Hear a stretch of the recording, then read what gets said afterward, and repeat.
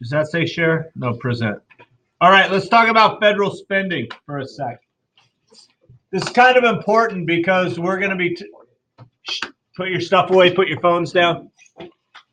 Don't work on your stuff. Put your phones upside down. Thank you. The federal government spends nearly $4 trillion a year. $4 trillion. About 2/3 of that is mandatory spending. Spending that is dictated by law. Mandatory spending is money lawmakers are required by law to spend in certain amounts for certain programs and for interest on the national debt. So right here are our three main entitlement programs. When we say entitlement programs are all programs that people have paid into with the promise of being paid back in the future. People are entitled to those programs because they have paid into them. All right.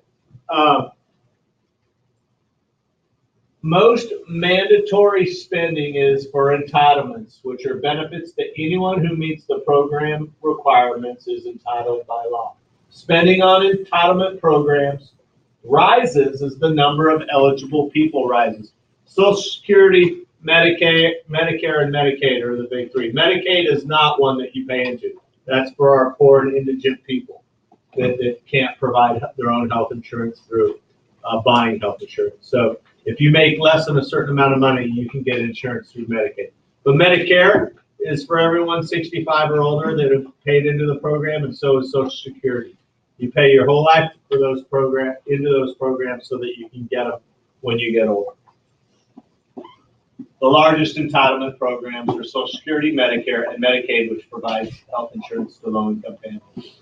Other mandatory spending programs include SNAP, which used to be, which used to be called food stamps, and the National School Lunch Program. Our lunches are funded, supplemented, not fully funded, but partially funded by the U.S. government.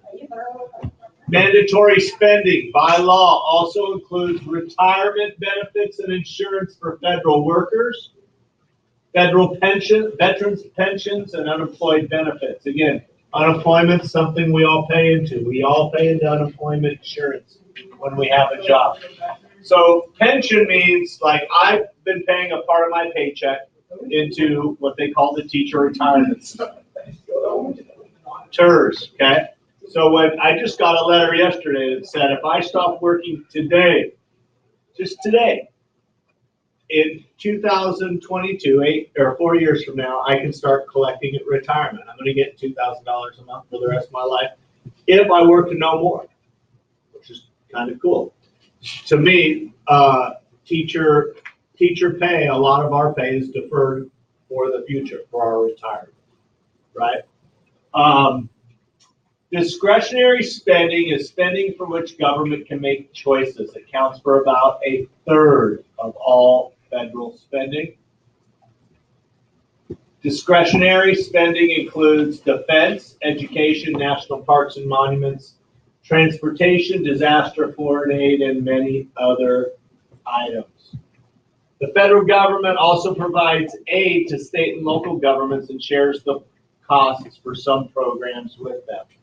Low-income housing, highway constructions are an example of this.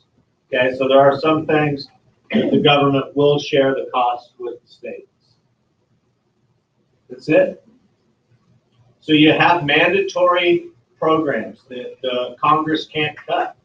By law, they have to fund those programs. So really 1/3 of all the income that the government gets is what they get to choose to do with. And usually about half of that goes to the military, and then the rest goes to everything else.